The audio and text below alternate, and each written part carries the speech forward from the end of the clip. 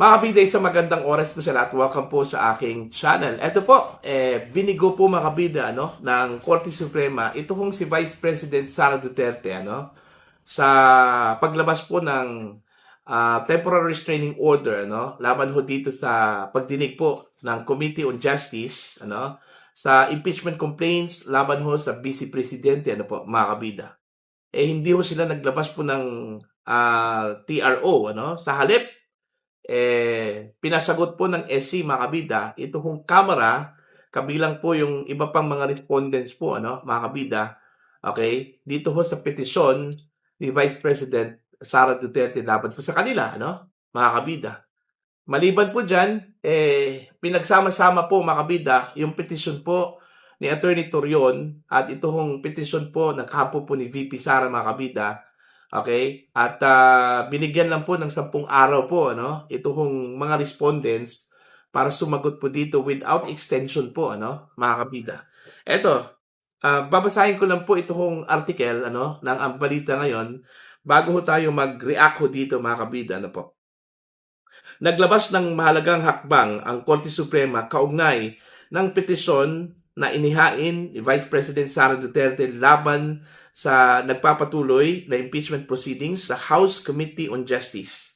Ayon sa opisyal na press briefer ng Korte Suprema, pinagsama-sama o consolidated ang mga kasong inihain ni na Attorney Israelita Torion at VP Sara Duterte at inutusan ang mga respondents, kabilang na ang Kamara, na magsumite ng kanilang komento sa loob ng 10 araw, mga kabida. Alright? The SC directed respondents to comment within a non-extendable period of 10 days from receipt of notice, mga kabida. Nilinaw rin ng Korte Suprema ang mga petisyon ay kumukwestiyon sa constitutionality ng impeachment proceedings laban sa Vice Presidente. The petitions question the constitutionality of the proceedings before the House Committee on Justice. Matatandaang naghain ang kampo ni Vice President Sara Duterte ng petition for certiorari and prohibition upang ipatigil o questionin ang umano'y paglabag sa tamang proseso ng impeachment sa Kamara. Sa kasalukuyan, nagpapatuloy pa rin ang impeachment proceedings sa House Committee on Justice habang sabay na tinututukan ang magiging desisyon ng Korte Suprema sa nasabing petisyon. Sa gitna ng mga kaganapang ito, lalong tumindi ang usapin, hindi lamang sa nilalaman ng mga aligasyon, kundi sa legalidad, proseso, at hangganan ng kapangyarihan ng bawat sangay ng pamahalaan.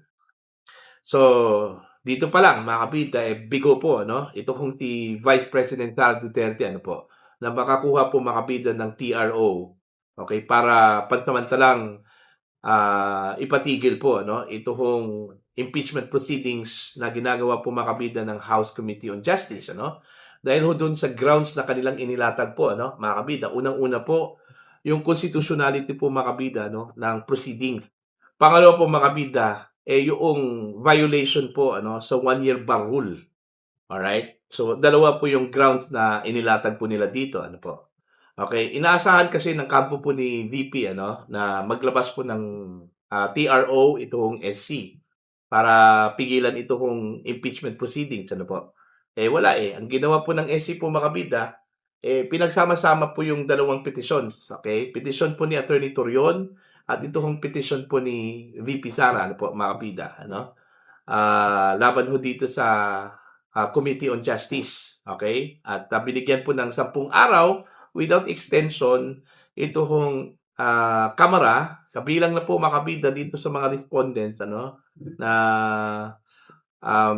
sa petition po ni VP Sara, ito hong Senado, okay, at marami pa po yung mga pangalan po nakalagay po doon mga kabida bilang mga respondents. Alright? Now, ano po ang implikasyon dito ho sa hindi ho paglabas ng TRO Ang ibig sabihin po dito mga kabida magpapatuloy po ito hong impeachment proceedings while walang TRO mga kabida. Okay? So, since 10 days yung binigay po na pagkakataon po ng SC ito hong Kamara de Representantes na hain po ng kanila hong sagot, mga kabida. So, ang impeachment proceedings, lalong-lalo na po, yung nakaschedule po ngayong April 14, tuloy po ito, mga kabida. Alright? Habang wala hong temporary restraining order na ilalabas ang Korte Suprema, ay hindi ho mapipigilan ito hong House of Representatives, particular na po ang Committee on Justice, na ipagpatuloy po yung kanilang trabaho, constitutional duty bilang initiator po, dito ho sa impeachment complaints, laban ho kay Vice President Sara Duterte, mga kabida. Pero hindi ibig sabihin na magpapatuloy po, mga kabida, yung impeachment proceeding, kaya po nilang pilitin po, si Vice President Sara Duterte na dumalo, mga kabida. Ang posibleng mangyayari dyan sa April 14, mga kabida, yung appearance po ni Ramil Madriaga, kung maalala po ninyo, yung isa sa mga witnesses po, mga kabida, ng complainants, okay, ito hong si Ramil Madriaga na sinasabi hong bagman di umano, okay, ni Vice President Sara Duterte, at nag-akusa po laban ho sa Vice Presidente na tumanggap daw, mga kabida, ng funds, mula sa drug lords at saka sa mga pogo operators, mga kabida. Alright? So, titingnan natin to, ang magiging development po dito, mga kabida. Kasi ang crucial ho dito, yung magiging desisyon po ng SC, pagkatapos po ng 10 araw. Alright? Marami hong naniniwala po, mga kabida, na malakas po ang petisyon, laban ho dito sa House of Representatives. Okay? At malakas po ang paniniwala po ng ilan po sa mga nagsubaybay po dito sa impeachment proceedings at dito ko sa inihain na petitions, diyan po sa Korte Suprema, na mauulit po, yung nangyari ho noong 2025, kung saan po ay idineklara po, mga kabida, ng Korte Suprema, yung articles of impeachment po, na inihain laban ho kay Vice President Sara Duterte diyan po sa Senado bilang unconstitutional, mga kabida. And since dito ho sa petition po ni VP Sara at ni Attorney Israelito Torion, kung saan po ay kini-question po nila yung constitutionality po, ng proceedings. Kasi unang-una po, may nasilip po silang paglabag po sa saligang batas, mga kabida. Yung function po ng House of Representatives, kung maalala po ninyo, mga kabida, pumalag po itong kampo po ni VP Sara, dahil ho sa tila gumagawa na po ng mini trial itong Committee on Justice, which is malinaw na paglabag po, sa kanilang tungkulin.